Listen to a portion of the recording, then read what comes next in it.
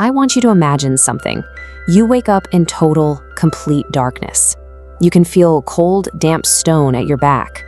The air is thick. You can taste the stench of sweat, rot, and old blood. And then, somewhere in the gloom, you hear chains rattle, followed by a scream. Today, we are stepping into one of the most feared places in all of history. We're going to try and understand not just what happened there, but why. So that brings us to this chilling question. Why wouldn't you, personally, last even 5 minutes in a medieval torture chamber? Well, the answer might surprise you. It has absolutely nothing to do with how strong you are or how much willpower you have. The entire system, it was designed from the ground up to guarantee that you would break. So to really get a grip on this, we're going to break it down into 5 parts. We'll start with the psychological warfare, the weapon of fear.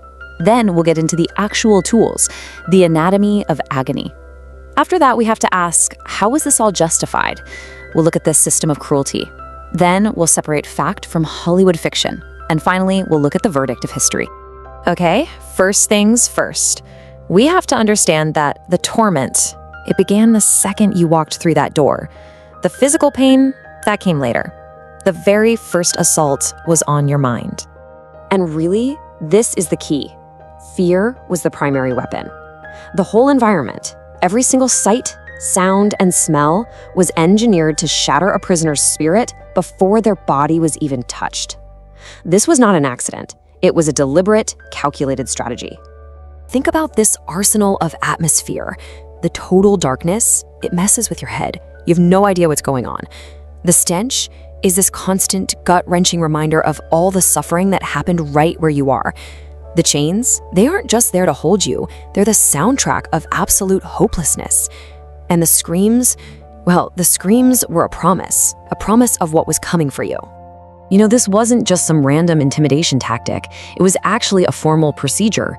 They even had a name for it in Germany, Tichyan. It literally means the showing of instruments. They would just lay out the rack, the pincers, all of it for the prisoner to see. And for a lot of people, just the sight of those tools was enough to get a confession. The threat was often just as effective as the act itself. So, what happened when fear wasn't enough? That's when things turned physical. That's when they turned to their instruments, which, and this is the scary part, were designed with a frighteningly precise understanding of the human body. The rack is probably the most famous of these devices, and its function was just coldly mechanical.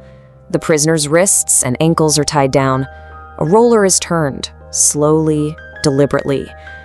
And the goal isn't just pain, it's the systematic deconstruction of the body, stretching tendons until they tear, ripping muscles, and then one by one dislocating every joint, usually starting with the shoulders.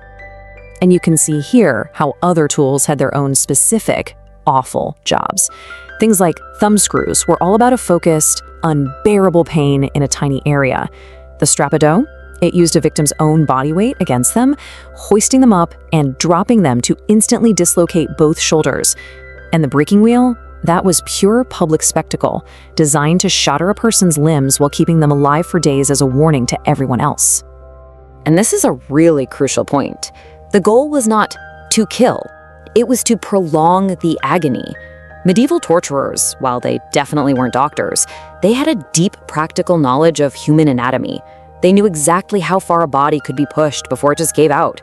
They knew how to revive someone who fainted, how much blood could be lost, all to inflict the maximum amount of pain without ever giving the mercy of death. It was a science of suffering, right? But this leads to the biggest question of all, doesn't it? How could any society possibly allow this to happen? Well, the shocking answer is that it wasn't just allowed, it was legally and morally approved by the most powerful institutions of the time. Basically, it was propped up by 3 main pillars. You had the church, especially during the Inquisition, arguing that physical pain could actually purify a heretic's soul, saving them from hell. You had the courts, which operated on the bizarre belief that no one could tell a lie while under that much pain, so a confession under torture was considered the absolute truth. And then you had the crown, kings and nobles, who used it as a raw, brutal way to show everyone who was in charge. This quote from the famous inquisitor Bernard Gui, it's just incredibly revealing. He wrote that torture should be moderate. Can you believe that? It shows this chillingly bureaucratic, detached mindset. This wasn't just random sadism, it was a regulated part of the legal process, where moderate could still mean having your limbs shattered. So you have to get this idea out of your head that this was the work of some madman hiding in a dungeon. This was a system. It was organized, it was documented, and it was legally justified. And honestly, that systematic, bureaucratic nature makes it all the more terrifying. Okay, so let's talk about the myths, because a lot of what we think we know about this stuff, it comes straight from the movies. But the historical reality, it was very different, and in a lot of ways, much, much worse. So look at this comparison. Hollywood loves these elaborate, almost sci-fi machines like the Iron Maiden. Turns out, that was basically a hoax invented in the 1800s. The reality was simpler, cruder tools. In movies, torture often ends in a quick, dramatic death. In real life, the sessions were slow, grinding, and often repeated for days or even weeks. And here's the biggest difference. Execution was almost never the goal.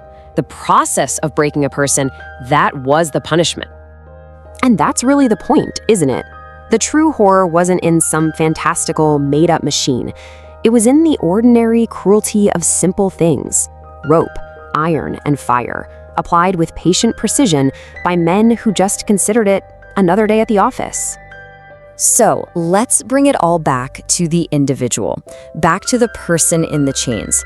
What was the real human cost of this whole organized system of cruelty? And here we are, back at the original question. After seeing all of this, the psychological games, the physical tools, could anyone really keep their silence? Could you endure 5 minutes? Well, history's answer is a clear, resounding no. Look, a prisoner's fate, it was pretty much out of their hands. Survival came down to luck. Maybe the torturer got bored. Maybe death came as a mercy. People confessed to anything and everything just to make the pain stop.